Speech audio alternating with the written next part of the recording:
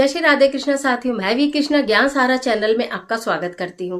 कैसे हैं आप? आपके अच्छे स्वास्थ्य और सुखद जीवन की मंगल कामना करती हूँ। आपके अपने इष्ट देवों को कोटि कोटि नमन करते हुए, बड़ों को प्रणाम करते हुए वीडियो प्रारंभ करते हैं। साथियों, आज की वीडियो कुछ हटकर है। आज हम जानेंगे क्या दीपक की लो भी बता सकती है कि हमारे आने वाला कल कैसा होगा, हमारा भाग्य कब उदय होने वाला है या हमारे जीवन में क्या परेशानी आने वाली है। आज की वीडियो में ऐसी जानकारी लेकर मैं आपके बीच में, चलिए झटपट वीडियो प्रारंभ कर लेते हैं। लेकिन उससे पहले यदि अभी तक चैनल को सब्सक्राइब नहीं किया तो चैनल को सब्सक्राइब जरूर कीजिएगा और आने बेल आइकन का बटन इसलिए दबाइएगा जिससे आने वाली वीडियोस का नोटिफिकेशन आपको मिले सबसे पहले। आज मैं बात कर रही हूँ दीपक की जलती हुई लो। देखिए, हर पूजा में दीपक प्रज्वलित किया जाता है। अगर आप अखंड ज्योति जला रहे हैं तो भी, और आप नॉर्मल ज्योति जला रहे हैं तो भी, सुबह शाम के दीपक में अगर दीपक आप जलाते हैं तब भी। तो जब हम दीपक जलाते हैं, सबसे पहली बात तो ये कि दीपक के विषय पर मैंने कई पहले वीडियो प्रसारित किए हैं कि दीपक की लो क्या संदेश देती है। आज तो ये बताएंगे कि जब दीपक की लो, हम दीपक को प्रज्वलित करते हैं तो एक प्रकाश चार और प्रकाशमय हो जाता है। यानी कि भगवान का और हमारा जो तालमेल है हृदय से, वो दीपक के माध्यम से ज्यादा हो पाता है। यानी कि दीपक बीच में, इधर हम और इधर प्रभु, यानी कि दीपक की जो लो है वो हमारे और ईश्वर के बीच में संपर्क स्थापित करती है। इसलिए दीपक को जलाया जाता है। एकाग्रता बढ़ती है पूजा में और हमारा मन पूजा में लगता है। हमारे घर में से नेगेटिविटी दूर होती है, घर प्रकाशित होता है और भगवान का मंदिर भी।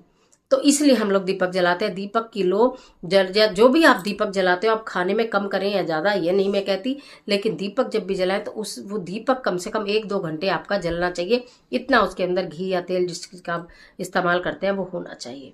जब आप पूजा कर लें, आरती कर लें, सब कुछ कर लें, उसके बाद हाथ जोड़कर कुछ पल के लिए दीपक को अवश्य निहारना चाहिए।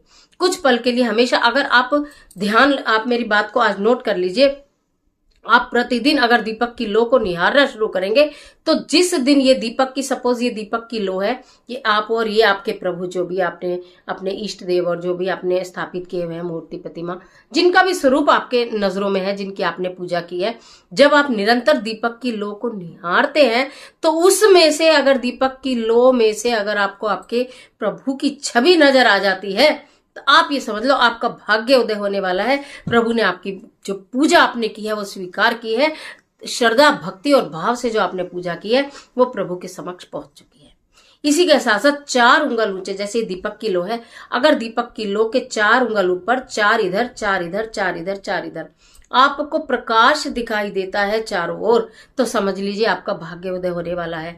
अगर आपको 4 उंगल, जैसे सपोज ये दीपक है और ये आपकी ज्योत जली है, इसके 4 उंगल ऊपर तक अगर आप ऐसे हाथ करते हैं और आपको उसका ताप महसूस होता है, 4 उंगल ऊपर अगर आपको उसका ताप महसूस होता है, तो आप से समझ लीजिए कि चारों ही दिशाओं से आपके घर में धन आने वाला है।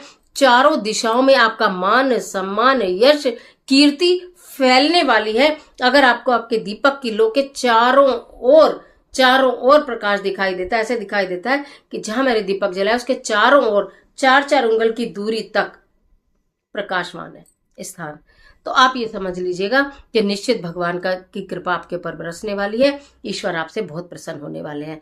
इसी के साथ साथ अगर आपके पूजा का दीपक अचानक बुझ जाए, यानी कि कोई लापरवाही नहीं, कितनी बार ऐसा होता है हमारे दीपक में बाती रखने में लापरवाही होती है। अभी नवरात्रों में बच्चों के क्वेश्चन भी थे कि हमारी अखंड ज्योति बार बार बुझ रही है। एक तो घर के अंदर जब बहुत नेगेटिविटी होती है तो दीपक में दीपक जो होता है आप जलाते हैं, ज्योति बुझती है। अगर आपके मन में बहुत नेगेटिविटी है, नेगेटिव थॉट आपके मन में चल रहे हैं, आपके दिमाग में चल रहे हैं, आप किसी के बारे में सोच रहे हैं, आपका पूरा ध्यान पूजा में नहीं है, तो कहीं ना कहीं लापरवाही होगी और आपका दीपक बुझेगा।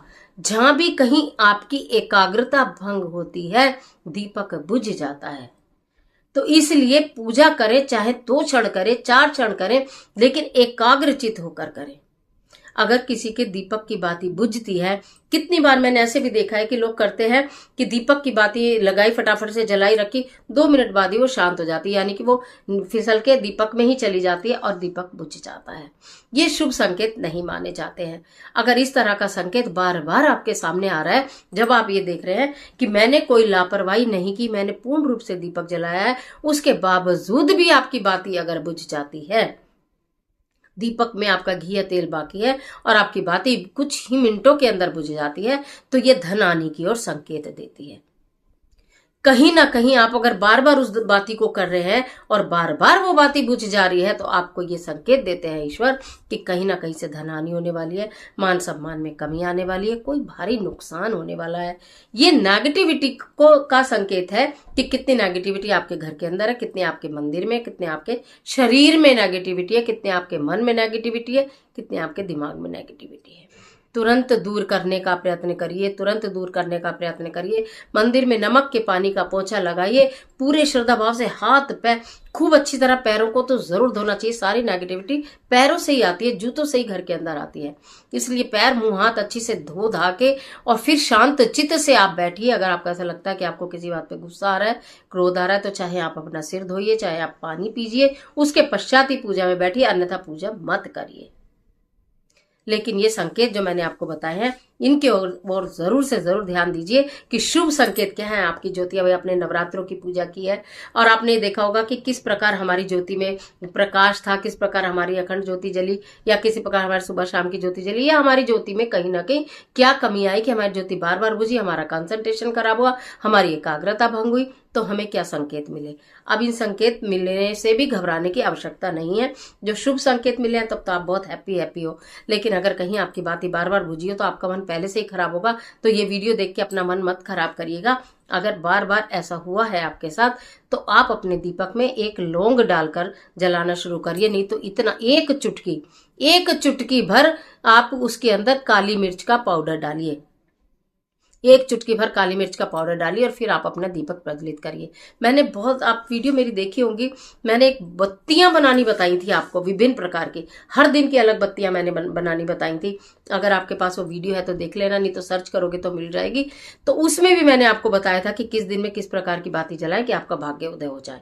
लेकिन फिलहाल यहाँ पर बात थी कि बाती का तेज आपको क्या बताता है, वो मैंने आपको बताया। शुभ संकेत भी, अशुभ संकेत भी, अशुभ संकेत हो तो उसका निवारण भी मैंने आपको बताया। उस प्रकार करना शुरू करिए, भगवान आपसे निश्चित प्रसन्न होंगे।